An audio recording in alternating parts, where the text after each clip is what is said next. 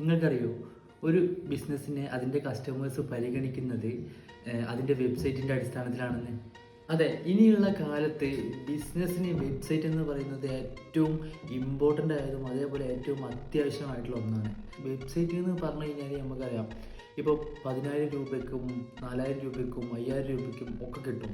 പക്ഷേ നമുക്ക് വേണ്ടത് ഒരു ക്വാളിറ്റി വെബ്സൈറ്റാണ്. നല്ലൊരു SEO കൂടെ അതിൽ ചെയ്ത് കഴിഞ്ഞാൽ നിങ്ങളുടെ ഡെയിലി കസ്റ്റമേഴ്സ് നിങ്ങളുടെ ഷോപ്പിലേക്ക് വരുന്നത് 50 പേരാണെന്നുണ്ടെങ്കിൽ നിങ്ങളുടെ വെബ്സൈറ്റിലേക്ക് പെർ ഡേ ഒരു 50,000 പേരെ നിങ്ങൾക്ക് എന്ത് ചെയ്യാൻ പറ്റും, എത്തിക്കാനായിട്ട് പറ്റും.